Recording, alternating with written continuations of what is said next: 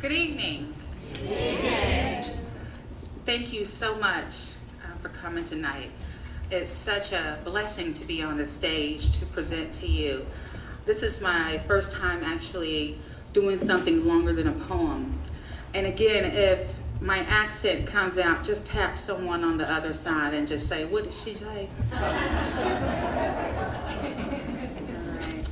So if I appear nervous or stumble, my apologies before I begin. At first, I was honored to ask to speak about her. I admired her. She was wise, beautiful, tall, shapely, colorful, and versatile. A real summer dream. But how could I talk about her?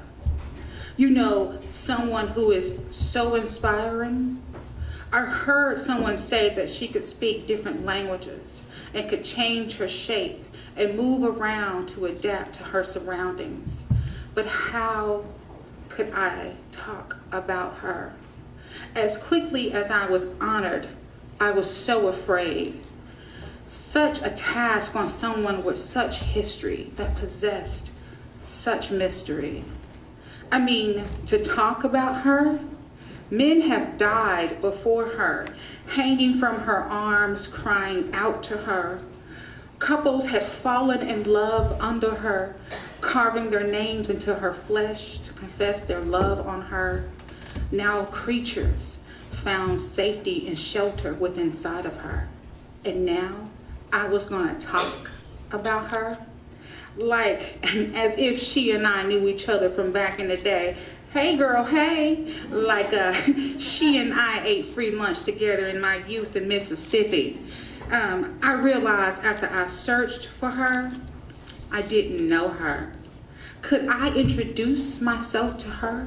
In mid-sentence, in mid-conversation with her and her friends, they were all so tall and arms so strong and stretched that her natural was so full and fresh. So I stood there in front of her and her in front of me, feeling like a stare down between Mother Nature and the mother of Sully. But I needed to connect with her, and she stepped first. She said, "Knock, knock." Who's there? She said, "Wood." Wood who? Would you believe my sister is a chair? And I laughed, I chuckled, I threw my hair back, and when I noticed, she was not. I stopped, then she smiled, and she offered me a spot on the ground. We sat there for hours, never actually saying a word to each other, so I asked her, "How should I represent you in this hour?" She looked at me and said, "How would you want me to represent you?" She reminded me that she knew me when I made my Legos into crowns to place against my girlish head and using the pine cones from the pine tree as my army. She reminded me that she knew me now, that even though my crown was not visible to the eye, that it was bejeweled with the whispers and dreams and hopes from my ancestors. She reminded me that she knew me from a time where I needed patience and understanding from her. Not the girl that she just met before her, but she continued and talked about when I became a mother and presented my daughter before her.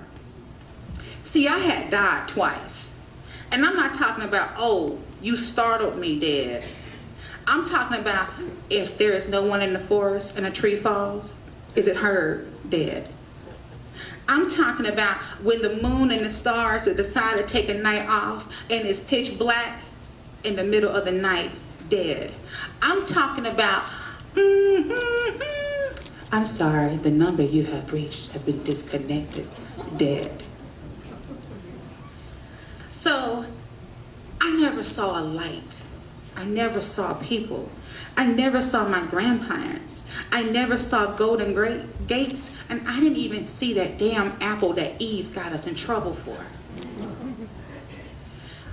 My brain out of space, my body all over the place.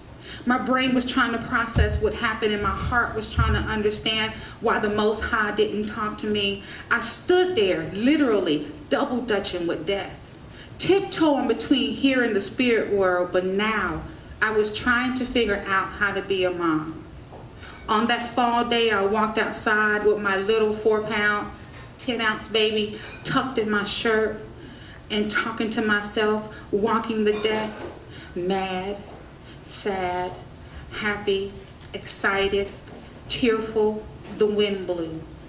The trees rustled and made a synchronized noise that sounded like a choir from nature. And that song was for me because at that time, my heart was so heavy, and the only thing that could help was coming back to nature. She used her song to calm down my raging mind and to bring balance to my wobbly scales. And in an instant, the wind stopped and the leaves began to settle, and nature began to respond to the trees' song. The crickets, grasshoppers, and other creatures sounded back with thanks and praise. I remember that day. She gave me peace and centered my chaos. I remember that day because I did not realize how often I visited with her, a kind of passing along the way to enjoy the outdoor breezes, admiring her colors throughout the year. It was then I knew how I would speak about her tonight. She reminded me that I did not need anyone to speak to me because just like her, I grew where I landed, never second guessing the placement. Whether the soil was familiar or foreign, I established my roots and plant myself strong. She was confident in her purpose. It was the fact that no one noticed her in the depth of winter, neglecting her strength and beauty. And it was just an ugly cycle. That even at her most vulnerable time, she was her strongest. That no matter how many times we failed her, that she always bloomed, came the spring. See, the tree never needed us. She never wanted to be a chair, your table, your lavish multi-deck, but we so desperately need her. She provided us with so much and we demanded more. The tree never needed us. She gave us shelter, safety, light in the dark, warmth in the cold, and we almost have abandoned her. See, the tree never needed us, but without her, we will become absent. Thank you.